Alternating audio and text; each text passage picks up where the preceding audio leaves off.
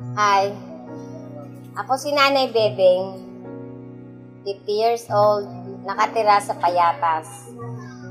Ako ay may 4 na anak, 3 lalaki at 1 babae. Si Danny ang asawa ko at meron akong 11 apo. Buhay namin noon, magulo. At saka, itong bahay namin, parang kinatatakutan noon dahil lagi kaming magulo. Parang kumbaga ito ang tinatawag na bahay na wala ng pag-asa. Yung asawa ko, pag nalalasing noon, nagwawala. Tapos yung anak ko, nagbisyo. Pagka nagwawala din, nakikipag-away dyan sa mga kapitbahay namin. Kahit ganon, kinailangan kong kayanin dahil nga sa pagmamahal ko sa kanila bilang ina. Panalangin. Nananalangin na lang ako na kung ano ba talaga yung ibibigay niya sa akin. Kung hanggang saan ahantong yung mga problema na nangyayari sa akin. Minsan, parang ayoko nang magdasal dahil nga parang pag nagdadasal ako, hindi naman niya ibinibigay.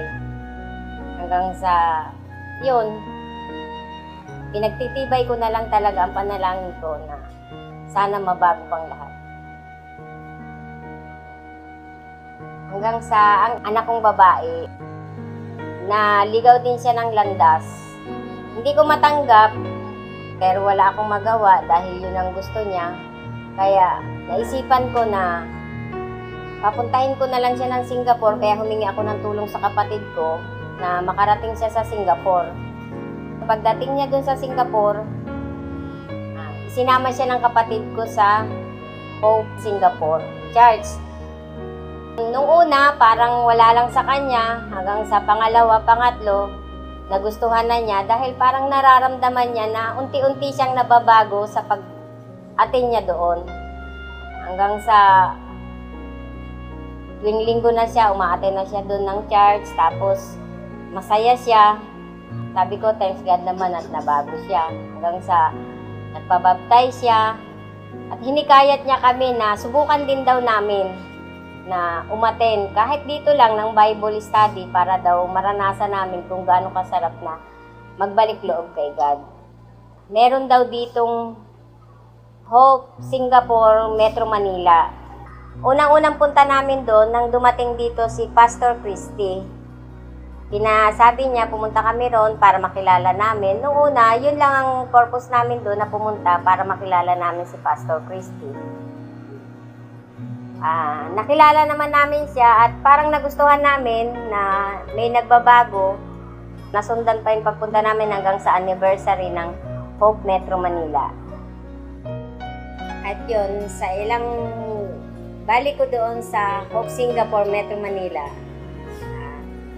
tinugon naman ni Lord yung pinag-pray ko na magkaroon ng house church dito sa bahay namin. Dito pa mismo talaga sa bahay namin. Nag-start kami nung May 10. Natuwa ako. Pero sa totoo lang, nangangamba rin ako dahil hindi ko pa alam kung papayag ba o hindi ang asawa ko dahil ayaw niyang nagkakaroon ng Bible. Pero nung malaman niya, siya pa mismo naglinis ng bahay namin. Nung una, hindi siya sumali. Pero nung pangalawa, sumali na siya. Yun, doon nagsimula yung pagbabago namin na hindi na siya naging mainitin. Lagi siya nagtatanong kung kailan ulit mauulit. Hanggang sa mga sumunod, nagkaroon na ng mga pagbabago. Pagbabago sa pamilya namin, yung komunikasyon ko sa mga anak ko, pati ng asawa ko. Yung pangalawang anak ko, yun ang pinagpe-pray ko na sana magkaroon siya ng pagbabago dahil talagang parang wala ng pag-asa. Pangalawang house church namin, naisip niya na mag-apply siya ng abroad. Yun, mga ilang linggo lang, natanggap siya. Praise God dahil nakaalis siya.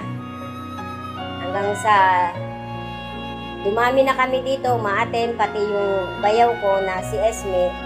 Talagang malaki ring pagbabago ang naganap sa buhay nila dahil yung kapatid ko nga na asawa niya, matagal silang naghiwalay.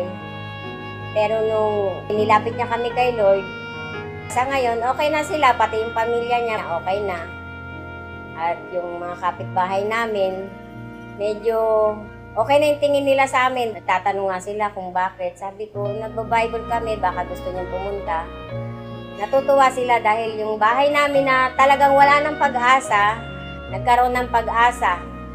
At yung kasama namin dito na si Norma, minsan na umatin siya dito, na masakit daw yung likod niya, nag-prayer hearing si Encar, naramdaman niya na nawala yung sakit ng likod niya. Praise God, sabi namin, dahil talagang sinagot ni Lord na gumaling yung sakit niya.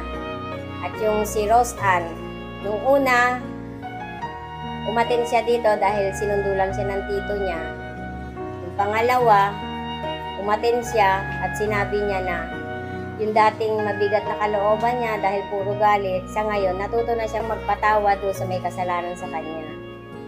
Yun ang nare-receive naming mga blessing na lahat ng panalangin namin ibinibigay niya, at pati mga apo ko, natutuwa sila na iniintay talaga nila ang araw ng Sabado dahil magkakaroon na naman kami ng Bible study.